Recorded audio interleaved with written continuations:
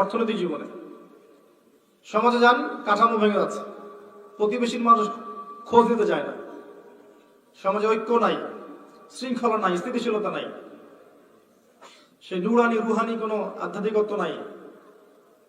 সমাজে আপনি দেখবেন অপসংস্কৃতি, বেহায়াপনা, আপনার জিনা, আপনার মাদক, পতিতালয়, পর্নোগ্রাফি, জুয়া, ক্যাসিনো ভর্তি। পরিবারে যান, দেখবেন পরিবার বন্ধনগুলো ভেঙে যাচ্ছে।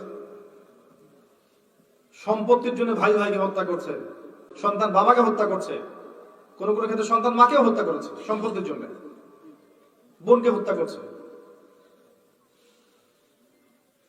পরিবারের এক একটা পরিবারকে দেখলে মনে হবে জাহান্নামের টুকরা। পরিবারের কর্তা জানে না তার জীবনের উদ্দেশ্য কি, পরিবারের সন্তান জানে না তার জীবনের উদ্দেশ্য কি, পরিবারের মেয়ে ও তো জানেই না জীবন বলতে কি জিনিস।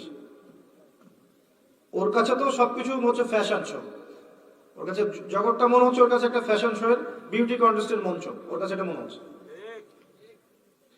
ছোট ছোট বাচ্চা যেগুলো বেড়ে উঠছে, পারিবারিক কলহ দেখে, পিতামাতার বিবাহ বিচ্ছেদ দেখে, ঝগড়া দেখে, পরিবারের অপসংস্কৃতিগুলো দেখে, টিভি, সিরিয়াল, মুভিজ, মিউজিক এগুলো দেখে দেখে বড় হচ্ছে। এই বাচ্চাগুলো যখন বড় হচ্ছে, বড় প্রোডাক্ট হবে, এরা কি কম বড় জাহেল হবে?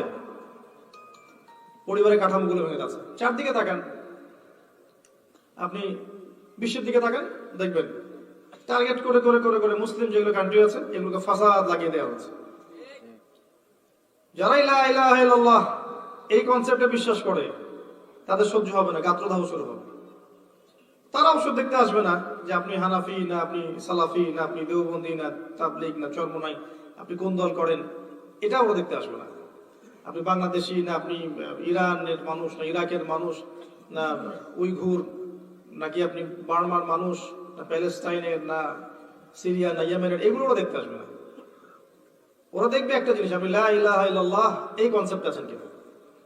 যদি থাকেন এবং আপনি যদি স্বীকৃতি দেন যে আল্লাহ ছাড়া কোনো ইলাহ নাই, মুহাম্মদ সাল্লাল্লাহু আলাইহি ওয়াসাল্লাম তার রাসূল, ইসলামের উপর দৃঢ় থাকার চেষ্টা করেন, তখন দেখবেন আপনাকে বাঁকা চোখে দেখা হবে।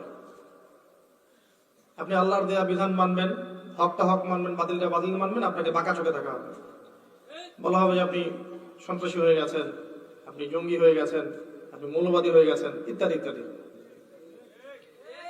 এবং বিশ্বের মুসলিম কান্ট্রিগুলোকে টার্গেট করে করে, ইয়েমেন, সিরিয়া, এই যে আপনার প্যালেস্টাইন, এই যে আপনার মিয়ানমার, আফগানিস্তান, ইরাক, ইরান, সব মুসলিম কান্ট্রিগুলো টার্গেট করে সামরিক চাপ, তাহলে অর্থনৈতিক চাপ, তাহলে অভ্যন্তরীণ ফাসাদ লাগিয়ে দিবে, মুসলিমদের ঘুম হারাম করে রেখে দিয়েছে।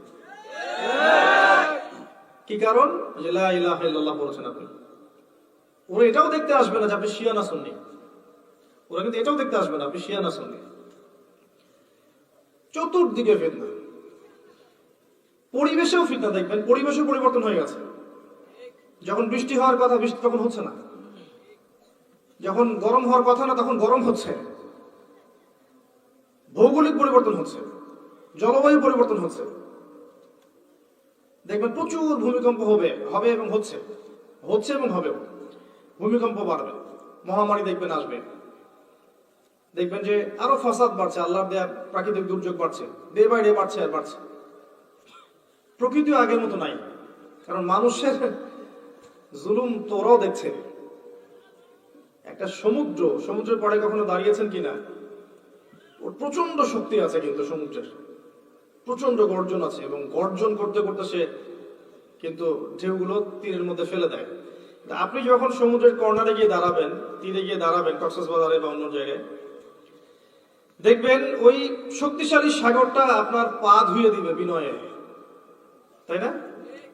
আপনার পা ধুয়ে দিবে। আল্লাহ তাকে এভাবেই চলতে বলেছেন। কিন্তু যখন মানুষ আল্লাহর দাসত্ব করবে না, আল্লাহ যখন আদেশ করবেন সবগুলোকে উড়িয়ে দাও, সে সবগুলোকে উড়িয়ে দিবে। প্রকৃতি আল্লাহর কথা শোনে। প্রকৃতি কার কথা শোনে? আল্লাহর কথা শোনে।